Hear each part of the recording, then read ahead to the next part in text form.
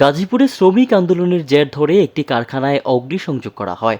এর আগে সোমবার সকাল থেকে চন্দ্রা নবীনগর মহাসড়ক অবরোধ করে রাখা হয়।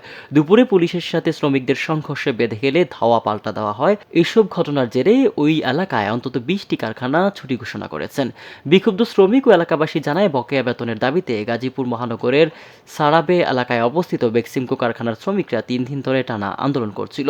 সোমবার সকালেও কারখানার পাশে চক্রবর্তী এলাকায় চন্দ্রা নবীনগর মহাসড়ক অবরোধ করে পরবর্তী ডরিন ফ্যাশন লিমিটেড নামে একটি বন্ধ কারখানায় শ্রমিকরা তাদের কারখানা খুলে দেওয়ার দাবিতে মহাসড়কে নেমে আসে। শ্রমিকদের বারবার বুঝিয়ে সড়ক থেকে সরানোর চেষ্টা করে আইন শৃঙ্খলা বাহিনী।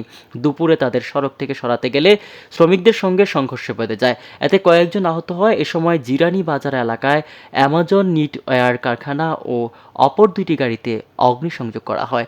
খবর পেয়ে শিল্প পুলিশ, থানা পুলিশ, সেনাবাহিনীর সদস্যরা ঘটনাস্থলে গিয়ে পরিস্থিতি নিয়ন্ত্রণে আনে। গাজীপুর ফায়ার সার্ভিসের উপপরিচালক আবদুল্লাহ আল আরিফিন বলেন, খবর পেয়ে কাশিমপুর ফায়ার সার্ভিসের 2টি ইউনিট পাঠিয়ে সেনাবাহিনীর সদস্যদের সহায়তায় আগুন নেভানো হয়। কাশিমপুর থানার ওসি মোহাম্মদ সাইফুল ইসলাম জানান, শ্রমিক বিক্ষোভ ও তাদের অবরোধের কারণে মহাসড়কে যান চলাচল বন্ধ হয়েছে। তবে সামগ্রিক পরিস্থিতি স্বাভাবিক রাখতে আইনশৃঙ্খলা বাহিনী সদস্যরা কাজ করে যাচ্ছে। গাজীপুর থেকে মাসুদ রানার রিপোর্ট, আমার বার্তা।